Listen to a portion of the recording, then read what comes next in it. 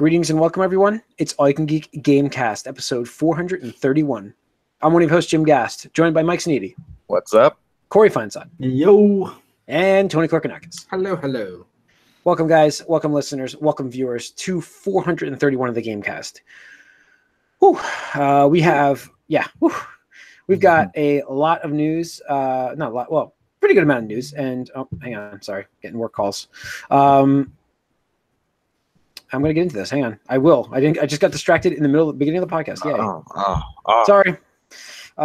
Sorry, those guys. I was getting work calls as I'm in the middle of the podcast. But all right. I want to get this kicked off with what we've been up to, and then we have a topic for tonight. I'm sorry. I'm all jarbled. We have a topic for tonight of what is our topic, Tony? Did we decide? I don't think we did. I was waiting for you guys to chime in. Announcing games too soon is our topic of the night. We did decide. So obviously the news. One of the news pieces we're going to talk about is a game that probably got announced too soon. Obviously, and it's happened a lot, and we're going to get into that in the episode, and we're going to discuss that. Anyways, let's first get into what we've been up to. Who wants to kick us off? Mike, how about you? So Ashley got back into Spyro, so I've played it a little too. Nice. She likes the second Spyro because that's the one she remembers. So we got past some difficulty walls and stuff, and did a few things. And it's funny because there's some things that, like, if I do for her, I'll be better at it. But there's other things where, like, she's definitely better than me at it because I just don't get the controls that easily yet. But so it's interesting. It's kind of like a study in video game literacy for me to see her, like, be good at a game.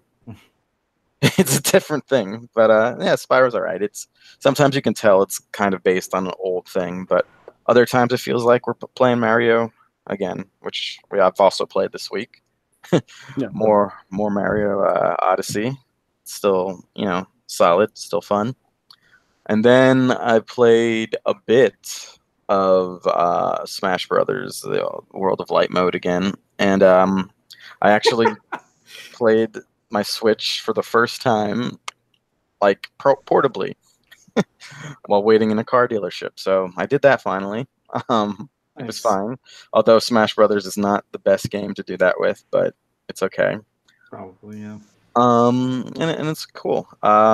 Just the World of Light mode apparently is twice as long as I thought it would be. Because I reached a point that seemed like it should have been the end, and it looks like, oh wait, do like everything like twice as much. So I'm mixed about that. I'm half like, all right, cool, there's a lot more to do, and then the other half is like, Jesus Christ, okay. But I know it's pretty cool. Every time I play it, I want to stop and go to like the spirit screen just to like see where everything is from that I found and like all this stuff and all the information. But I never do. I just go back into the story. So because there's just so much information in that game, it's a little bit of an overload for me. Just like, oh, these games, I don't know any of these games. Like, I kind of know that, but who is that? It's crazy. It really is like every like video game thing like imaginable just jammed into there. It's just so much history and information and music. It's a lot. Yeah, it is. Like, there's some stuff where like they put a spirit in there, and like, because Nintendo alone has so many obscure franchises and stuff that is just like, whatever. But like Sakura's like, you know what? Like this game, this franchise, this one game needed some reputation. Like, one that really surprised me actually was they had a spirit for Alexandra Roivas, who's the main protagonist of Eternal Darkness, which Nintendo has like never acknowledged ever since that game. It's just like, fuck that franchise. All over here, it's like, why isn't this ever come back? Exactly, yeah. So I was just like, well, maybe there's hope now. Maybe there's hope. Yeah, I know. I mean, I'm still getting surprised by stuff like that. There's a whole Street Fighter like area. It's a slight spoiler, I guess. Oh, that was so fun, wasn't it? Just like, yeah, like the way you zoom around. I'm like. And I made it a point to actually like make sure I look at what the spirit is from before I fight, just so I'm like, oh, this is why this character is trying to look that way. And it's kind of crazy what they do with the Mii fighters, because the Mii fighters end up looking like the character more or less most of the time. It's kind of crazy. So yeah, it's real cool that way. And I've also played Sea of Thieves again with my friends, which was They hooked you. they're way into it. I'm like, okay, we'll do it, but they're just like, how much do we need to change our sails? I'm like, it's meaningless, but all right, we'll spend this time getting all this. The one thing we finally did is we killed a ghost ship, which was our first like major like accomplishment, because it's hard to kill things when you don't know what you're doing early on. The problem with that is, what reward did you get for it? Some money. I mean, the reward is to have fun with your friends. We did get. I did get. That's the true reward. I did get we did get an achievement though for sinking our first ship, so that was something. Yay, achievements! Achievement and money for cosmetics. That's Better than something. My point with that game would have been far better had the loot been actual, like, interchangeable. You could upgrade your gun if you killed that ship and you got a special gun. How cool would that have been? Like, I don't understand why they never put that into that game. I guess they wanted everyone on equal footing. But that's treasure collect. That's treasure hunting. Is you want to have that better stuff. Well, yeah, and you do. You get. Not argue about Sorry. I mean, sorry. it is kind of a little bit of a discussion on the whole idea of an open world, like how you make it fair but make progression matter. So, sure. I mean, I'm sure we'll talk about that more. We're going to get into that in just a second. But Tony, what have you been up to? I have been playing Resident Evil 2 Remake. Nice. So it was one of those things. 79% of people started as Leon. Yeah. I did. So it's one of those things where my brother's like the Resident Evil fanatic. So this was my birthday gift to him. So I got it for him, the deluxe edition, and watched Did him you play get the it. steelbook? No, I'm so mad. Best Buy fucking like sold out quickly. I was like, "Where's the fucking steelbook?" He's like, "Gonna give me one," and I like looked online. Anyway, but that game is amazing, and honestly, that is the way to do a proper remake of a classic game. Because the thing is, like, and we talked about this a bit recently with like the PlayStation Classic, where a lot of those early 3D games, i.e., the PS1 and the N64, and I'll even loop in Saturn there. They just have not aged very well. Polygons, man, they didn't. Graphically, they haven't aged well, and I think the controls, like, people are still figuring out 3D controls. So it's just like, and Resident Evil in particular is a very bad combination of both of those things. They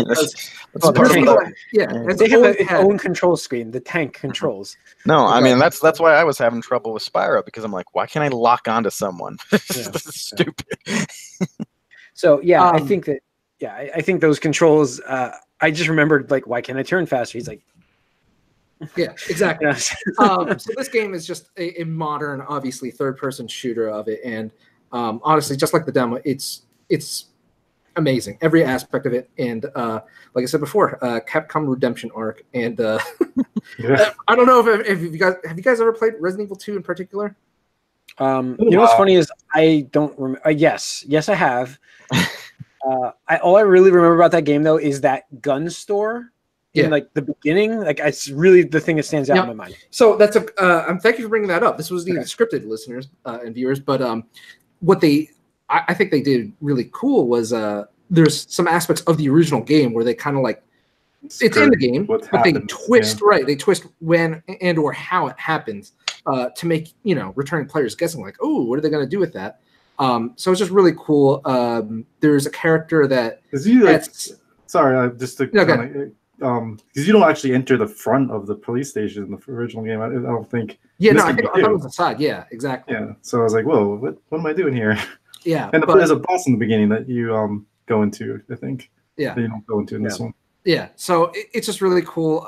Even like some of the infamous sequences, like. You walk by this one window, and that's when you're supposed to see the first liquor that doesn't appear for a while then afterwards. But you run past that window, and you don't see it. So then you're like, wait a second, like, what's going on? I was expecting this, and now it's not. And just like, it had a great introduction later on. But the game is really fantastic. I would recommend it to anybody that's a fan of the horror movie, or the horror genre, survival horror, or even like action games, because it is really intense. There's actually a segment in the game where there's a character that like kind of chases you around the police station. So it's like you have to juggle like where and what do you need to do, solving puzzles, avoiding zombies, while like this fucking asshole just chases you throughout, and you're just like, I can't deal with this right now. It's like one of those things where like I don't have time for your shit. So I really, really recommend it. It's a good game. The other thing is, I didn't do it yet, but we have breaking news. Smash Brothers just got updated to 2.0 or whatever it is, and they released Piranha Plant. So I just hard to see, but just download that. So Michael, just a reminder: if you did you get the physical version, the card? Yeah. You know how to redeem the coins or whatever? I have no idea what I'm doing with anything. You press I think the start button while you're hovering over the game in the home menu, and it's register to your account. That way you can get Piranha Plant for free. It expires in 2 days. So you got to do 42 days. So that'll be cool. Looking forward to that. But yeah, that's it. Cool. Yeah. All right. Corey, what have you been up to? I also played Resident Evil 2. Yeah. So just like Tony was saying, they took a great game. Like, it was a fantastic game when it first came out. And they improved on it here. And they gave players that played the original game something new to enjoy. Where I think that, it's like, yeah, we have this game. You can play it. If you hook all your stuff up, you can still play it or get it, digitally somehow or whatever. But we're going to redo this entire game and skirt expectations and make it feel new to people who've been fans of this game already. At the same time, take the good stuff and make it even better. And take the bad stuff and just leave it behind. Yeah. It's and then obviously with the graphics, they could just do so much more with the horror. And this is not suspense horror. This is more slasher. Yeah. Yeah. It's so. This is the birth of Leon Action Hero Kennedy. So exactly. Yeah, that's one of the touches I really love about the game, because in the original, again, early days, whatever, they still figure stuff out. But the characters feel so much more human and alive in this, because while you're fighting, they have I don't know how much audio they have, but for instance, if you're shooting at a zombie and you keep missing, or it's not dying, the character will actually be fuck or shit, or they'll have actual reactions like you would expect a person to have. So I'm sure there's a limited amount, obviously, but I think it's just a really cool touch, because it's damn it, it's stuff going on. Yeah, so cool. Yeah, no, it's like I said, it's just really well done as far as bringing a game back to life and then giving new things for players to experience that have already experienced this game before. Yeah. So I appreciate that a lot. And there's talk about them doing Resident Evil 3 now, this. They've done one technically. They've already done one. My next question to you, Corey, is how excited are you that Code Veronica might get a shot? I may even be able to finish that game. You might be able to finally finish it. The game that you loved but never finished. Yeah, it's crazy. If you haven't heard the story, I had on Saturn, and I got to the end boss and got stuck in the. Wait, Code Veronica was on Saturn? I thought it was Saturn first. That was a Dreamcast. That was a Dreamcast game. Oh, was it Dreamcast? That's what I meant. Whatever. Okay, just make sure. I was like, what? I was like, what? For the record, this is the short version. He raved about this game for all the time he was playing it. So go on. No, I got to the end boss and I got stuck in a death loop because it auto saved and I had no more health at that time, and just one hit died. Respawned in, got hit and died. Respawned in, got hit and died. I was like, what the heck? I can't do anything. And I was like, well, I'm not going to go back and play this entire game right now. I never beat it either, because I think at the end you go to some new section and you can't backtrack anymore. And I just didn't have enough ammo or heal, something like that. And I was just like, fuck this. And I'm not the type. See, it's interesting to me because Resident Evil fans are their own genre of video game players. Me, I'll play Resident Evil and I'll enjoy it. But my brother, he'll play it, beat it, play he beat Claire. Apple too. Yeah, Apple too. Yeah. And then they'll go and do run B or second run or whatever the hell it's called, where it's slightly twisted. And then because and Capcom knows this because they tailor the trophies and achievements to it. And then it's if you want to platinum it or want that perfect gamer score, it's now you have to beat it in under 3 hours, or now you have to beat it without activating one of the chests in the game, or you beat the game without using a healing item. You're just what the fuck? And these people do it. My brother's just yeah, I'd probably beat Resident Evil 1 2 dozen times in my life. I'm just wow. But you get so proficient at the game, you can do it in 2 hours. It's just crazy. Yeah, just memorize the mark of a good game patterns. Is when it takes you forever to do it the one time, but when you finally do it, you just keep doing it over and over. That's the mark of a good game. Yep. So, but Corey, what else? What's going on? And then I played Anthem demo. That's what I've been waiting on. That's really all I played as well. So I thought I'd jump in here. No, definitely. I actually enjoyed it a lot. Yeah. The thing that I want to talk a lot about the good stuff, but I just want to mention this. Obviously, I did not experience the big like problems with it because I didn't play it the first day. And it seemed to have much better, success on the second day. It was unplayable for me the first day. So Yeah, it seemed like I ended up getting it and then finding all the problems, reading about all the problems. That's when I posted on our chat. And then I posted I was downloading it and stuff. And then I went to play it and I'm like, this is not playable at this point. So I waited and then I played it the next day. It was much better day two. Yeah, I enjoyed what I played. The thing that seems weird is I'm so used to Destiny, and in Destiny you're in third person in social areas, and then you're in first person in game like action areas, and then this game's reversed. You're in third person during your action sequences, and then first person during like the social stuff. And I'm like, this is so weird. Yeah, I don't understand why they did this. So, I know why, because I mean this actually has a good this actually has a mark of. It still has that BioWare feel in terms of the third-person action game, where it's like, and the combat feels a lot like it's drawn from. Yes, I mean definitely got the Mass Effect 3. Yeah, it has a feel of that in the combat. Oh, absolutely, with the powers. You definitely feel like you're playing Mass Effect 3 as far as, and now you have a lot of fun with Mass Effect 3. It's combat.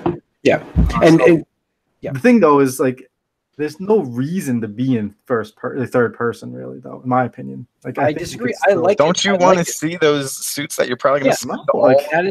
Why, Corey? There is a reason, because they're going to try to sell you that reason in terms of. No, I understand. I mean, that's fine, but that's what emotes are for. I think I you know what though? I actually like the third person, like that kind of over the shoulder. It's funny because third person shooters are like unheard of before like Gears of War. But I'm saying, like, I think that don't work. Their first person is done so much that I like the fact that they did this differently, and I do think the flight in this game is amazing. Sure, and you can do flight in third person. I'm just talking when I'm shooting, like I don't really like the third person. You want to zoom back out and see your character and see you fly around? No, absolutely. I think the transition is better in the third person view. Well, no, when you're flying, yeah, and then you just it's like in Destiny from combat. Yeah, in Destiny they do it all the time. You flip back and forth between first and third person. Yeah, I guess that's true. So I mean, it's not like like you can't do it. Oh, good night, bud. There was obviously for those wondering, I mean, the game's not perfect at all. At all. I heard the performance is shit. And I didn't have any big problems on day two. On what? I had issues with it loading infinitely, and I also had it crashing, and I also had it random enemies. So far, I luckily knock on wood and haven't had any issues. But okay, I know I had problems. I had random enemies popping up. I had issues dropping. I dropped a lot of games. I also had issues with infinite like life on enemies on occasion. Like you just shoot them and nothing happens. But I think that was lag related on the server. Sure. And then but I thought overall, the combat was very well done and the flight is excellent. So they've nailed that. I really do like the transition between flight and shooting, and like being able to maneuver as easily as you can in this game. I honestly think they have something with that, but I will not at all say that this will have enough content, because I don't believe it. I don't believe there will be enough content to make it. I think it's going to have the same problem as all the other, like Destiny and Destiny. There's probably enough. There's probably 20 hours of content in this game, and for a game that's supposed to last for years and years, like 20 hours of content is going to feel like nothing. It's going to be killed in one day for a lot of people, and I feel like they're going to learn that lesson again, like everybody else does. And so I feel like I'm going to give this game a shot because I want to believe the BioWare can be. I want to believe. That's the best way to put it. Like, I want BioWare to give me something, show me something. I want you to be what I remember. And I think this game's combat and this game's the world they built and the look of it looks fantastic. They just need a lot of for how close it is to launching. They got a lot of work patching wise. It'll be interesting to see what they do next. If this demo came out like 2 months ago, I'd feel a lot better about. Sure, absolutely. But this demo came out like this feels like a few weeks before it's launched. This feels like do you remember the Titanfall 1 demo when they brought the thing out and it was like a C build and it was like not running at full resolution, and this feels like that, and I'm like, this is not that. This is like an alpha. Not even a beta. That's right. That's it. I mean, and yet it's coming out in a month. When's it coming out? Yeah. So they got a lot of work. Now next week it's another open beta. It's the open beta next week, I think. That'll tell. That's a tell all right there, I think. So we'll see. So, but no, I agree though. I do want to see this do well, and hopefully it can be that game that kind of takes the Destiny spot for me. Yeah, but Mike, I think this has appeal for you. Honestly, I've seen some things about the gameplay and like the actual gameplay. That's all I'm saying. The gameplay. Good. I think I'm surprised at how natural they make the controls, because I was like kind of like. Looks like the best Iron Man game so far. You know what it was? Is like as soon as I got in the world, it reminded me of Mass Effect, so I felt like I knew what I was doing almost immediately. And I think they somehow carried that into it right. I mean, there's different. Obviously, it's a little different, but it's pretty close. The other thing I don't like, I can't say one thing because there are a few things, but obviously the other thing is like when you get an item drop, you can't use it right away. You have to wait until the mission's over. Yeah. Like, why would you do that? Yeah, I also got shot. Crazy to support this. I also got shot through barriers, so that happened too. Yeah. Cheap shots, but whatever. The game is definitely on my radar. I'm just not sure about. Yeah. I mean, launch time. I'm not sure. Probably wait 6 months to see where it's at. Yeah. Let's move on to get some gaming news though. Talk about. Hang on, I gotta get the gaming news open here. Let's talk about. We're not gonna start with that. Let's start with. Resident Evil 2 shipped 3 million units in the the first week? Yeah. Wow. 3 million units globally. So this is why they're talking about doing a Resident Evil 3. It's rumored to be in the works before. Yeah. But was it? Okay. Yeah, somebody on Era that's supposedly an insider has already said like 3 is all but confirmed. They're just playing it up, Okay. To tease fans. But 3 million copies is pretty damn good for the first week. See how far it can go. I mean, I definitely think it could double that at least. So for a remaster, is pretty good. Yeah. And I mean, it was definitely a high budget, but it's not like an absurd budget. I still wouldn't put like traditional AAA like Western stuff. So it's good, but the other news we have Spider-Man 4, the Spider-Man PS4 got 2 new suits in DLC. Mike, did you see that? Yeah, I don't care, but hey, they're Fantastic Four inspired. They're Fantastic Four. We knew that this was going to happen. I mean, it's a little better than I feared. There's 2 suits instead of 1, but I don't know. Like, I need something to do with them now, and there's nothing new to do, so it's cool, I guess. But okay, I got you. They're just suits. At least they got the bag one. I was like, I thought they would only do one. Were these free? I think so. Yeah, there's nothing wrong with that. They're giving you free. No, there's nothing wrong with it. Yeah, but I'm just to play again. I need content, not a suit. Right. So I'm glad I skipped the DLC for now because I'll have all this waiting for me when I get in there when it goes discounted. Exactly. Game of the Year edition. Yep. Real quick, I want to go back to Resident Evil 2. So Capcom announced that they're releasing 3 story packs actually in 2 weeks for free. I know it's crazy, right? Like Capcom. But it's really cool because there's 3 characters that not like main characters. They're actually residents of Raccoon City that didn't make it out of the ordeal, and it's like what happened to them and stuff like that. Yeah. So you encounter them during the game at certain points with either the 2 characters, but I think it's really cool that they're doing this because it's like just expanding the lore and the story and whatnot. Yeah. It's just like brings more of that tragic aspect because obviously the main characters are like action heroes and nothing's ever going to happen to them, but not everybody's an action hero. So yeah. Not everybody's Leon Action Hero Kennedy. Yep. So you have be like a Chris Redfield where he punches a boulder in Resident Evil 5. If you've never seen that clip. All right. Wow. Resident Evil got ridiculous after 4, didn't it? Yeah. I mean, I remember talking about 5 and the whole like the white man in the black. Do you guys know what I'm talking about? The boulder sequence. If you don't remember, honestly, just go to YouTube after the podcast and just do Chris Redfield punches boulder, and it is like the best 30 seconds. I guarantee you'll see all day. I guarantee. I mean, 7. Like there was 2 games after. There's 5 and 6 were weird, but then 7 was kind of a. I mean, 7 was still weird, but it was returned to like more like horror, like it was suspense horror more than it was.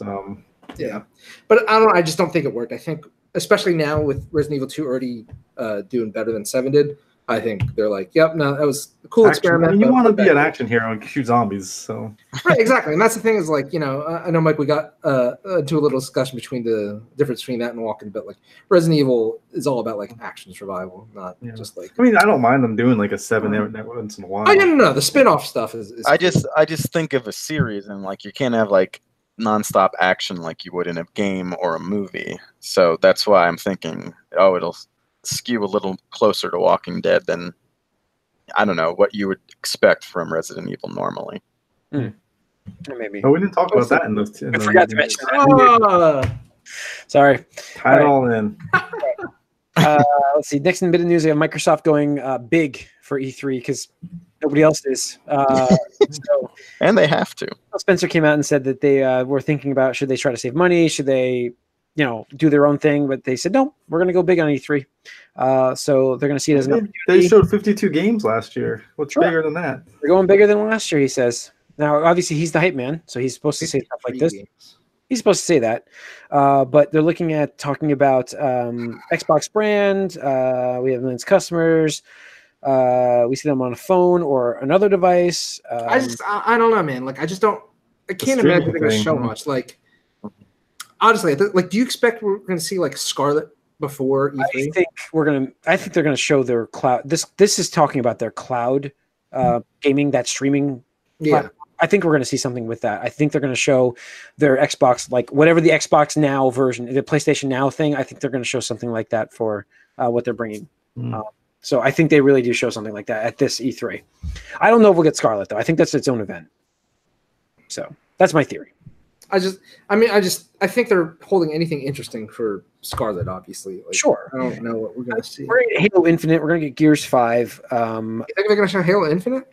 Oh yeah, I think so. You think it's Xbox One?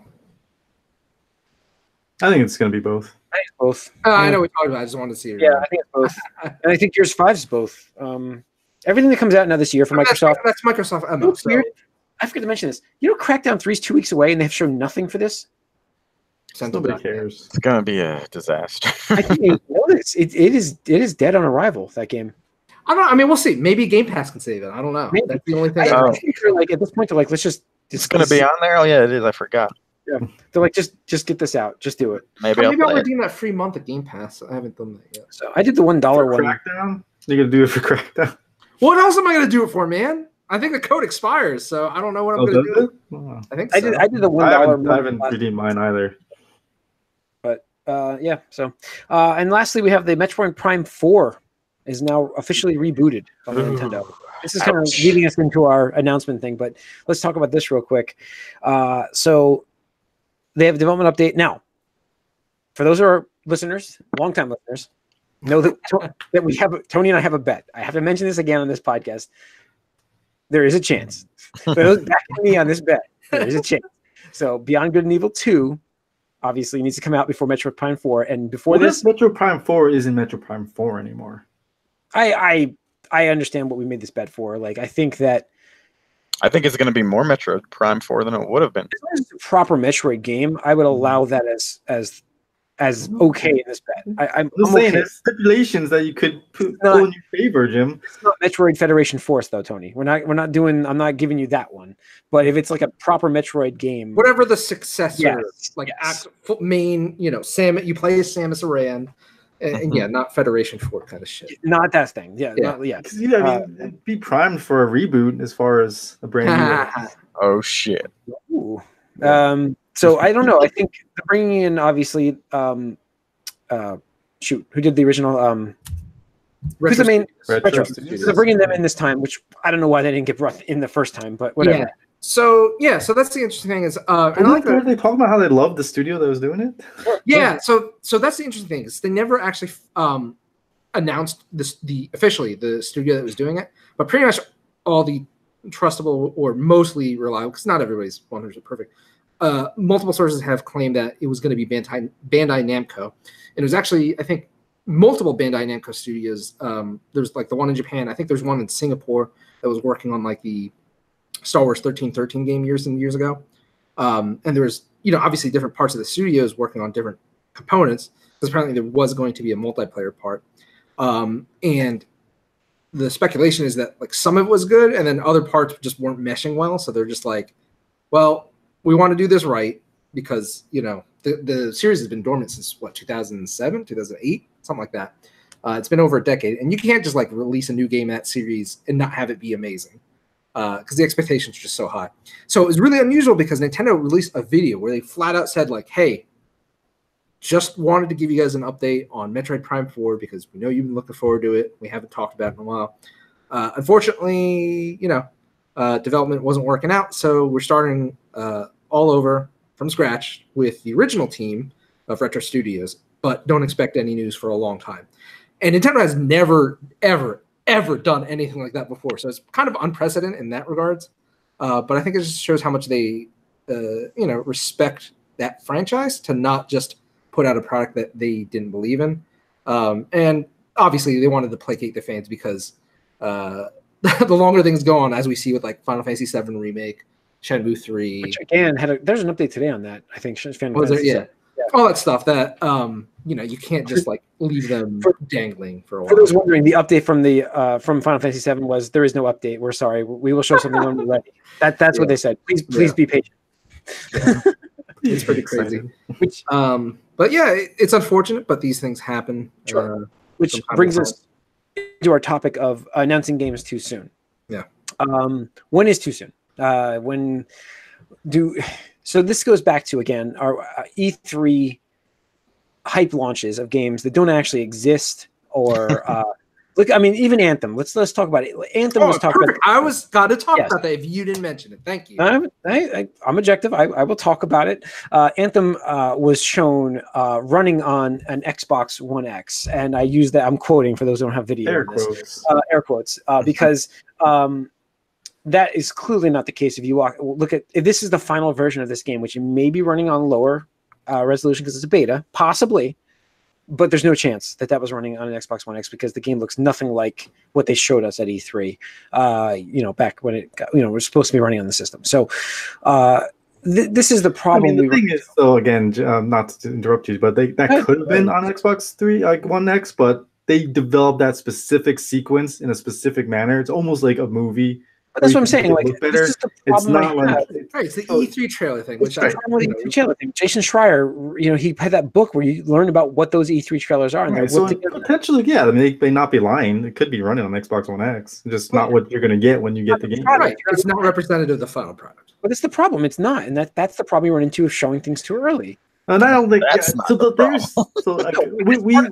topic was announcing games too early. Sure. I think there's a difference between showing something too early and announcing something. Well, I see them as synonymous. I think that's a totally different issue. Yeah. I don't know. I see them as the same thing. Like, if you're announcing something that doesn't exist, you can't show anything. That's the problem. I think. Okay. Well, you were talking a little bit about being swindled again at E3. No, but I'm also I can bring up Beyond Good and Evil 2, the game I have bet on. I can bring this up because, again, they showed a trailer when they announced Beyond Good and Evil 2 at E3 of a game that doesn't actually exist. Mm-hmm. So they announced the game with this trailer. Yeah, but it wasn't supposed to be an engine, was it? This is why they used a CGI trailer as an announcement. But that's what I'm saying. Well, that's a little different. I think it ties into. I mean, I see where you guys are from, but it's tying into announcements. Elder Scrolls, and they just put a logo up. It's like right. Well, that's it. I think that's the other thing is how much. I mean, we know that this is probably years away. Representation of a game, and then announcing it. No, I understand, but you have to understand. You have to understand this. That was strategic because they were showing off. What was it, the Elder Scrolls mobile game? And they knew 100% if they didn't fucking announce that they're still working on the main next title for Elder Scrolls, we would have had a Diablo Immortal situation. They fucking knew it. Yeah. Like, they knew it. They knew it. Yeah, no, absolutely. And they even said, like, this game's probably 5 years away. It's like... Yeah. Right, I understand that, but, like, it's just... That's too soon. If you, in my opinion, if you're announcing, you think that was too soon, but so then what would you have done if you had this mobile game? Like then you'd be in this position. No, I know but I'm saying it's strategic and it's business. I understand it. I personally don't like that as a consumer. I hate that. Right. Because if you don't have anything to show me, like it's like cool. Like I I missed like a good chunk of that, guys, because my network just dropped. Luckily, we didn't lose the call, but I missed like a good chunk of that conversation, just so you all know. Okay. Sorry. I mean, there's a storm outside. Does that mean we're not? Is that not going to show up then? No, it's fine. We're fine. It's still broadcasting. Okay. So somehow, thank you, Google, Yeah. but it's still going. The cloud saved us. No, I think that I don't know, where were you guys in this conversation? Were we discussing? I was saying I hate when they when you announce a game and don't have anything to show. It's bad because it's really hard to get excited. Like when they're like, "Hey, look, we're making Final Fantasy, we're remaking Final Fantasy 7." It's like, cool. Yeah. Like I'm it's like that meme where it's like using my imagination because no pics or something like that. It's like that's exactly how I feel. And then the next thing that comes after that is when you use a purely CGI trailer to announce something like, okay, like the Metroid Prime 4 thing, like Beyond Good and Evil 2, like they just did at the Game Awards with Dragon Inquisition 4, whatever the hell it's going to be called. So what's that Starfall game or Starfield? Starfield. Starfield got an image, right? Yeah. It's like there's that, and then there's the third related thing where it's like, hey, we're going to announce and show this game off that's a vertical gameplay slice that, should be representative of the end, but it's not actually going to be how it looks. That's my biggest problem, and I think now I'm on now I know where Tony's at with this conversation here. So I'm okay with them throwing a logo up on the screen saying this is. Tony's not. He's saying he's not okay with that. Oh, you're not. I mean, like whatever. If you're going to at least communicate, we're working on it. It's like, okay, great, but I'm just like, it doesn't. Throw it up on the screen. Throw it up on the screen. Hey, this is in production. I'm fine with this. I'm not okay when you show me a product that's actually theoretically a product. Yeah, well, that's the thing. Is like I remember when we were talking about the Anthem when it was showed off. I even said, I guarantee you can go back to this podcast. I said that's fucking bullshit. There's no way that game is running on modern consoles and will look like that. There's no fucking way. Go back and listen. Absolutely said that. I think you said it word for word, we all said it's the Division sequence again. It's the same thing that Division did. So I was hoping it would be real, but I'm gullible. I'm Mr. Glutton for punishment here. So I want to believe. But that's what it is. You're good heart. I got it. Yeah. I don't know. I think that when is too early to announce a game then? Like, are we supposed to be getting announcements of see, this is why I'm okay with logos going up. See, I think those are two different issues. Like there's hearing about a game so early that you get more resentful when it's not out than hyped because it's been like 5 years. That's one thing. The other thing is just being misrepresented by something that shows you something that's not. But then you have Final Fantasy 7. There was stuff shown for that as a remaster. Yeah, it was a CGI trailer. It doesn't exist, but it doesn't exist. Don't give me a CGI trailer. It doesn't. So there's pros and cons to all of this, and that's the either beauty or ugliness of video game marketing is because you like all these publishers have to find that sweet spot where it's like not too soon, not too late, and we're showing the exact stuff we want to show because like exactly like Metroid, exactly like Final Fantasy 7. It's like where it's like, hey guys, we're making this. Here's the logo. And then, at least with Final Fantasy, they showed a little bit, but then after a while, they're like, guys, we restarted development. We're just like, as a fan, it's like, it hurts. It definitely hurts. Yeah, because you already have this internal clock when you get an announcement. It's like, all right, this should be in like a year or two, a few years. 2 to 3. And then it gets restarted when they I was like, oh, by the way, something went wrong. Right. And then you also have less confidence in the finished product whenever it comes because if you have to do it over, it's just going to be Duke Nukem forever. Right, but then you have to look at other games too, where like they've shown them in a playable state, like I'll cite like Crackdown 3 or Days Gone. Like how many fucking times did we see Days Gone? How many times did we see Spider-Man? Where it's just like you keep showing and you keep showing. And it's just like okay, it's great, but like. You need the game. Crackdown that's a perfect example. Right. And that's why we're seeing, all the publishers, Nintendo first and Sony second. I would say Microsoft's just getting around to that. Where they're, the Scalebound debacle. I mean, that was the biggest thing that lost so much confidence.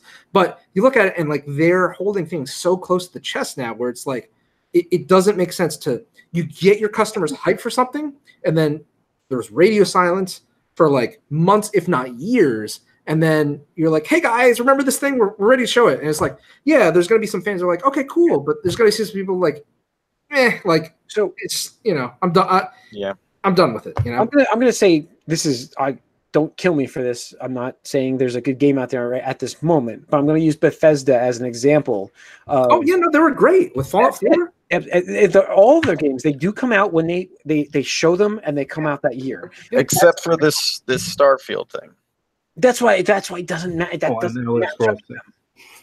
Like, it doesn't make sense why they did that. Like, it doesn't. I mean, and this is also sort of because it's rumored forever, and like finally it's but it's still years. It's years out. It's not this generation. It's next gen. There's this no is way. why I'm also not happy with the even though we have quite a bit of gameplay again, but what is that? Yeah. From Cyberpunk.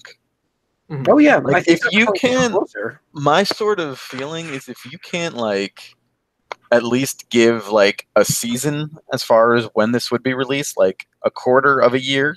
If you can't confidently tell the consumers that's when this game should be out, then you shouldn't be showing it. Yeah, no, I agree, and that thank you, Mike, because like I'm totally with you. Like, don't show it to me like unless like we're 6 to 8 months from Target.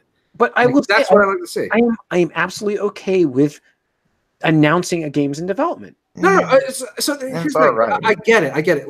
Like all right. So example, like for Metroid Prime 4, for Elder Scrolls, they absolutely had to announce those that they were in development because both of them were accompanied by things that probably would not have been received as well by the fan base if because Nintendo showed off Samus Returns remake on 3DS, and if they had not shown off the Metroid Prime 4 trailer, fans would have been fucking pissed. They're like, a fucking remake? Are you fucking kidding me, Nintendo? We had a brand new Metroid game in a decade. Are you fucking serious? Like, that would have been the reaction. Same thing if they had not said we're working on new Elder Scrolls, it's just not ready to show yet, and they announced that the mobile title, people would have been like bitching and chewing. We saw it with Blizzard. We already saw exactly. it. Like, exactly. We have the proof. The proof is in the pudding. So I understand, yes, there are some times that the developers have to do it. Like, it sucks. I understand. But personally, it's like, don't show me until like you're like Mike was saying, like you're pretty fucking sure that we have a target release date. Why not? Like, Jim, remember the launch of Switch?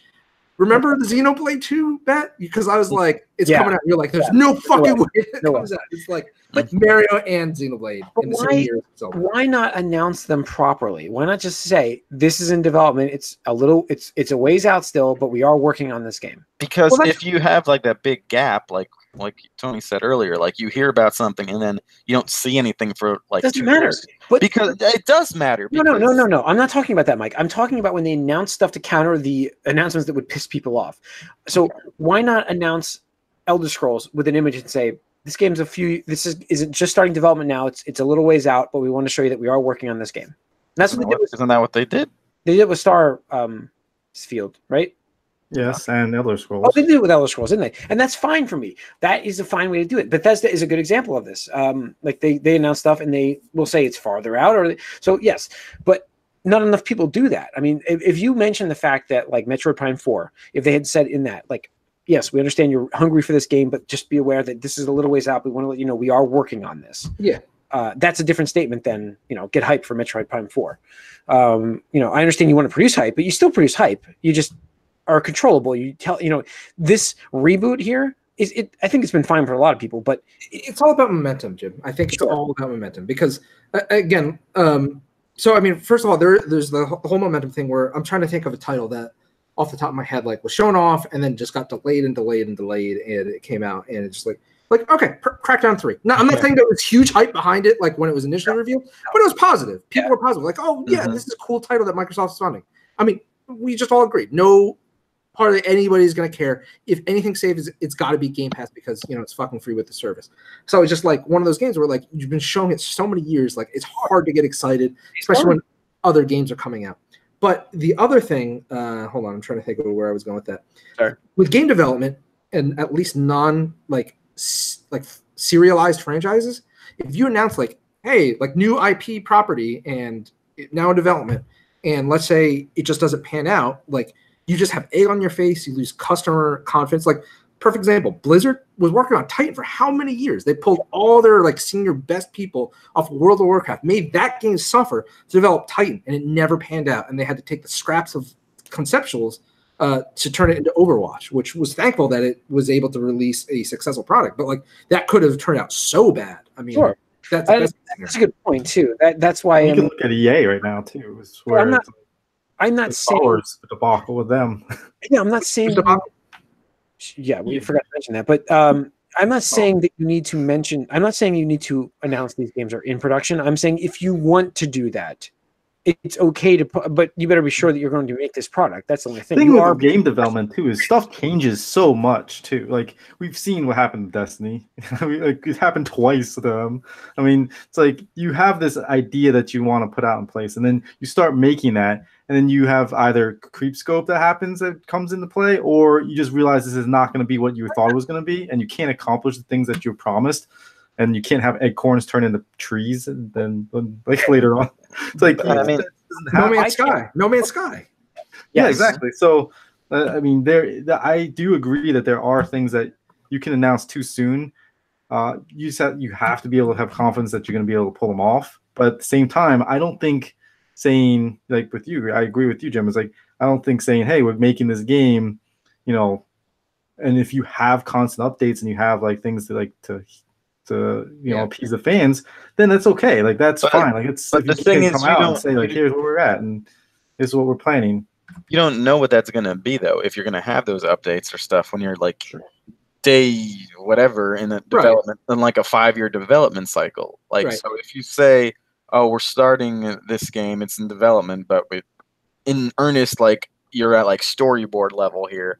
Like, I don't want to hear about it because it might not happen. You might change your mind. The whole project could get scrapped. And by the time you have anything to show, it's going to be 2 years later or something. That's what I'm saying. Like, why not? If you're going to start showing things for a product, why is 6 months? There's no way 6 months is too late to show a product. There's no way. Like, you have 6 months to hype up this product after you show it. Why is that? Why don't people wait that long? That's where you should start showing a product, I think. I mean, I could take like a year or two. Like that would be like no. I think 6 months makes sense because if you delay it for another 6 months, it's only a year delay. Yeah, I mean, so all 6 my months. personal feeling is like I said, I'd like the 6 to 9, 6 to 8, 6 to 9 month range because keep it within the 12-month period. If it's within a year, it's just exciting, and then you have a whole year to be excited about this and get it. Like that's ideal.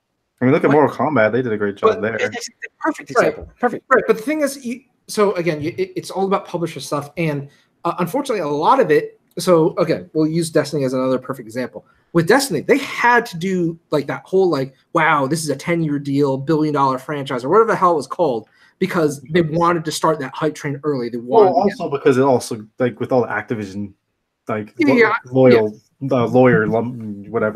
stuff, suing and all that paperwork, mumbo jumbo. But I'm talking about like initially, where it's like it's like we're working on you invest $500 million into a game, like you're gonna want people to get excited. Right, exactly. So like, and to me, this is like my personal opinion. Like I hate how much hype is involved with marketing these days because like it's just like you're hyping this shit up and in my opinion, very few publishers actually deliver on the hype that they're building upon. And like I'm just trying to think of another example. I mean, any EA game, Battlefield, Battlefront, you talk about stuff. The Division, I know it came around, but like or Watch Dogs. I mean, perfect example, Watch Dogs. You look at that shit and it's like, oh, the next time you actually play, it's like, oh, then kind of whipper. So I don't know. I mean, that's just my opinion. I think a lot of the big third parties, they can't afford to not talk about their games because they need those pre-orders, they need that hype cycle, and they're not used to that like a shorter marketing window. That's my opinion. Yeah. No, I feel it. I feel I'm okay with them showing you a logo or telling you that it's in development, but I'm not okay with them showing a trailer to represent what we're going to get as a product. It's about expectations. It's like if you are setting expectations for people and then you can't meet those expectations, that's going to hurt fan bases and like it hurts fans. Exactly, like Scalebound. By the fact that 6 to 9 months before an item is supposed to come out. Again, like even if we did say, look at Fallout 76, they announce it, releases, and it's a shit game. Like, like it doesn't matter if it comes out. It doesn't mean it's going to be a good game. Mm-hmm. But at least they were ready, I mean, it didn't. Were they? that game would have. They were as ready as they were going to be. I don't know. Like, I think they should have waited. I mean, that's the thing is like Miyamoto's quote. A bad game getting, or at least whatever his quote was. Will always be bad, but the late game will eventually be good. Right, exactly. But I mean, that was before updates and stuff. And Fallout is a live social game, so we'll see. I mean, look, I'll be honest. I have more faith in Fallout 76 turning around than I do of Anthem being successful. I mean. Yeah, I know. I don't know. I feel like the Fallout 76 is combat system is so broken that it's not going to get saved. You can't call it VATS if it's I think the fundamental mechanics of the game are just wrong. Yeah, exactly. I don't think that's why I think I have more faith in Anthem than Fallout 76. All right. Well, I guess we'll see how this year progresses. So, all right, and that's not saying that Anthem is going to be successful. I'm just saying I have more faith in Fallout 76. I mean, it's very likely they both fail, but it's just if I'm putting my money on one of them, it has more to earn on that game, I think. Yeah. All right. I think it's going to wrap up the 431 of the Blurry Camera podcast. Come on, camera. Sorry. There we go. Thanks for tuning in to our Gamecast 431. Write us podcast at allyoungeek.net. Follow us on Twitter, All You Can Geek. Like us on Facebook and subscribe. Hit that subscribe button if you're watching us on YouTube. Again, thanks for listening. Tune in next week to our movie cast, Gamecast, whatever you listen to from us. We appreciate it very much. And thanks a lot. See you later. Sweden.